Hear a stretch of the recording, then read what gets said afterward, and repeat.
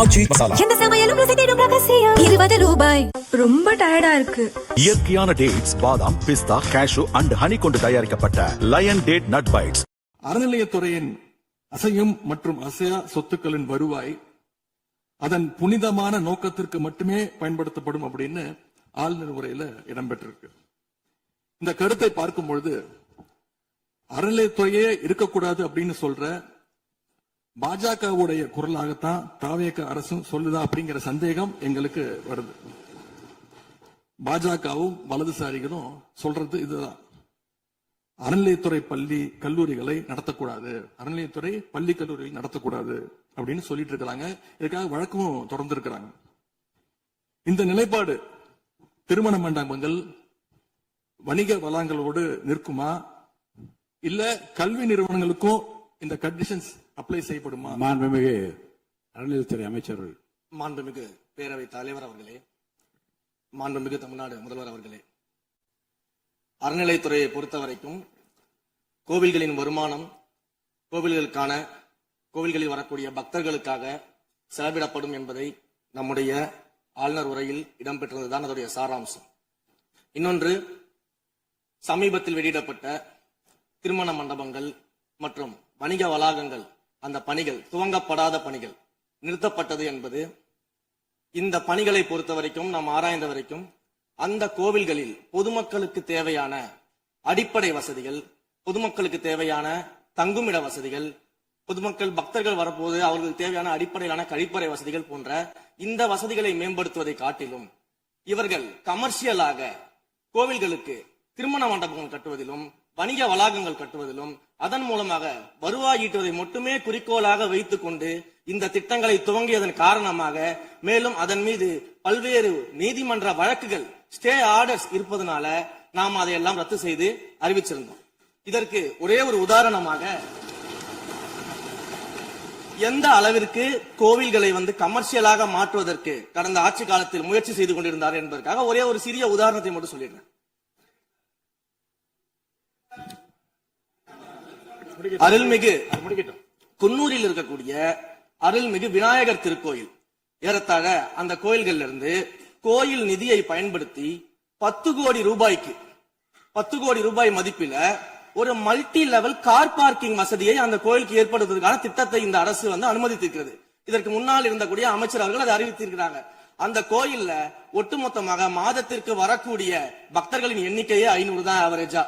அதே போல அந்த கோவில்களுக்கு அடிப்படையில கழிப்பறை வசதி கூட கிடையாது. இது மட்டும் இல்ல, குன்னூர் மற்றும் உதகையை சுற்றி இருக்கக்கூடிய அனைத்து பகுதிகளிலும் இருக்கக்கூடிய 50 கோவில்கள்ல பேசிக்கா இருக்கக்கூடிய டாய்லெட் பெசிலிட்டிஸ் கூட அங்க இருக்கக்கூடிய கோயில்களுக்கு கிடையாது. அப்படிப்பட்ட இடங்கள்ல கோயில் நிதியை பயன்படுத்தி எதற்காக மல்டி லெவல் கார் பார்க்கிங் தேவைப்படுது? அப்ப இது கமர்ஷியல் திட்டங்கள் இல்லையா? கோவில் நிதியை இப்படி கமர்ஷியலாக பயன்படுத்துவதற்கு எதிராக தான் நாம் இந்த திட்டங்களை எல்லாமே தடுத்து, இந்த திட்டங்கள் தேவையில்லை, அதற்கு பதிலாக நம்முடைய அரசாணையிலே வெளியிட்டிருக்கிறோம். மிக தெளிவாக கடைசி வரியை படித்து பார்த்தால் எல்லாருக்கும் தெரியும். இந்த கோவில் நிதியை பயன்படுத்தி கோவிலும் பக்தர்களும் பயன்படக்கூடிய வகையில மாற்று திட்டங்களை உருவாக்கும்ன்ற வரியை நம்ம மென்ஷன் பண்ணியிருந்தோம். எந்த இடத்திலேயுமே மக்கள் பயன்படக்கூடிய கல்வி நிலையங்களையோ இல்ல இது போன்ற மருத்துவ வசதிகளையோ நாம செய்து தர மாட்டோம்னு சொல்லல. இன்னும் சொல்ல போனா, கடந்த 5 ஆண்டுகள்ல ஒன்றிய அரசின் நிதி உதவியோடு பழனியில பாத்தீங்கன்னா ஒரு சித்த மருத்துவமனை கட்டுவதற்கான நிதி உதவியை ஒன்றிய அரசு தருவதற்கு தயாராக இருந்தது. ஆனா கடந்த ஆட்சியில அந்த திட்டத்தை அப்படியே கடப்புல போட்டுட்டு, கேட்டா ரெக்கரிங் செலவை எங்களால ஏத்துக்க முடியாது அப்படின்னு சொல்லி கடப்புல போட்டு வச்சிருந்த இந்த திட்டத்தை நாம இன்றைக்கு கையில் எடுத்து அதை துவங்குவதற்கான ஆய்வில் இறங்கியிருக்கிறோம். அப்ப எந்த இடத்திலையுமே மக்கள் பயன்பெறக்கூடிய திட்டங்களை நாம தடுக்கவும் இல்ல, நாம யாருக்கும் பி டீமாக இருந்து வேலை செய்ய வேண்டிய அவசியம் இல்ல. கோயில்களின் நிதியை ஒரு காலமும் கமர்ஷியலாக பயன்படுத்த வேண்டிய அவசியமும் மாண்புமிகு தமிழ்நாடு முதலமைச்சர் தலைமையிலான தமிழக வெற்றி கழகத்தின் ஆட்சிக்கு தேவையும் இல்லை. மாண்புமிகு உறுப்பினர் சேகர் பாபு, மாண்புமிகு பேரவைத் தலைவர் அவர்களே, இந்து சமய அறநிலைத்துறை கொடைகள் என்ற ஒரு சட்டம் இருக்கின்றது. அந்த சட்டத்தில் விதி 69 என்ற குறிப்பிடப்பட்டிருக்கின்ற அந்த பணிகள் சட்ட விதிகளுக்கு உட்பட்டு சட்டத்தின் 36 பிரிவிலிருந்து தான் இந்த பணிகள் மேற்கொள்ளப்பட்டன. குறிப்பாக ஏதோ அமைச்சரே முடிவு செய்து திருமண மண்டபங்களையும் வணிக வளாகங்களையும் ஏற்படுத்துவதற்கு உத்தரவிட்டதாக மாண்புமிகு அமைச்சர் அவர்கள் அவைக்கு உண்மைக்கு புறம்பான தகவலை தந்து கொண்டிருக்கின்றார்.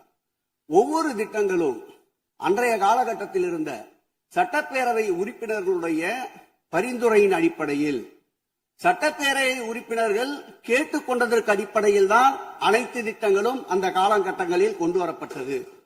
அதோடு மட்டுமல்ல, உறுப்பினர் அவர்கள் குறிப்பிட்டு கூறினார், குன்னூரிலே மல்டி லெவல் கார் பார்க்கிங் கொண்டு வரப்பட்டது என்று. அங்கே இருக்கின்ற 56 கோயில்களையும் நான் குன்னூரிலே 5 நாட்கள் ஊட்டியிலே முகாமிட்டு அனைத்து கோயில்களுக்கும் நேரடியாக சென்று ஆய்வு செய்தோம். அந்த ஆய்வின் அடிப்படையில் அந்த திருக்கோயில்களுக்கு வருகின்ற பக்தர்களுடைய அடிப்படை தேவைகளுக்கு வருமானத்தை உயர்த்துவதற்காக குன்னூருக்கு சுற்றுலாவிற்கு வருகின்ற மக்களுடைய வாகனங்கள் போதிய அளவிற்கு பார்க்கிங்களுக்கு இடமில்லாமல் தவிர்க்கின்ற சூழ்நிலையில் அங்கே மல்டி லெவல் பார்க்கிங் கொண்டு வந்தால் நகராட்சி பரிந்துரையின் அடிப்படையில் வருமானம் பெருகும். அந்த வருமானம் திருக்கோயில்களுடைய மேம்படுத்துகின்ற பணிகளுக்கு உதவும் என்பதற்காகத்தான் அந்த பணிகளை மேற்கொண்டோம் என்பதை மாண்புமிகு அமைச்சர் அவர்களுக்கு இப்போது யார் அறிவுறுத்தி, ஒரு நிமிஷம், யார் அறிவுறுத்தி இந்த அரசாணையை வெளியிட்டிருக்கின்றாரோ அவர்தான் அப்பொழுது ஆணையாளராக இருந்தபோது இதே அறிவுறுத்தின் பேரில் அரசாணையை வெளியிட்டிருக்கிறார் என்பதை பேரவைத் தலைவருக்கு, பேரவைத் தலைவர் வாயிலாக அமைச்சருக்கு தெரிவித்துக் கொள்கிறேன். மேலும் அவர் கூறுவதற்கு எனக்கு பாயிண்ட் ஆஃப் ஆர்டர் பதில் கூறுவதற்கு அனுமதிக்க வேண்டும். மாண்புமிகு பேரவைத் தலைவர் அவர்களே, குன்னூரில் இருக்கக்கூடிய அந்த விநாயகர் கோயிலுக்கு சொந்தமான இடத்துல மல்டி லெவல் கார் பார்க்கிங் அமைப்பதற்கு ஏற்கனவே அங்க இருக்கக்கூடிய நகராட்சி நிர்வாகம் ப்ரப்போசல் வழங்கிய போது அந்த நகராட்சி நிர்வாகத்திடம் நம்முடைய நிலத்தை குத்தகைக்கு கொடுத்து அதன் மூலமாக இருக்கக்கூடிய வருவாயை வைத்துக் கொண்டு நாம் முடிந்த வரையில் நம்முடைய கோயில்களுக்கு தேவையான அடிப்படை வசதிகளை நாம் செய்து கொடுக்கலாம். ஆனால் கோயில் நிதியவே 10 கோடி எடுத்து அங்க மல்டி லெவல் கார் பார்க்கிங் வந்து எந்த விதமான பொதுமக்களும் பக்தர்களும் கேட்கல. பக்தர்களும் பொதுமக்களும் கேட்பதெல்லாம் கோயிலுக்கு உள்ளே சென்று மனநிறைவோடு தரிசனம் செய்துவிட்டு வெளியே வரும்பொழுது அவர்களுக்கு தேவையான அடிப்படை வசதிகளை தான் பக்தர்கள் கேட்டுக் கொண்டிருக்கிறார்கள். அதை செய்தாலே போதுமானது.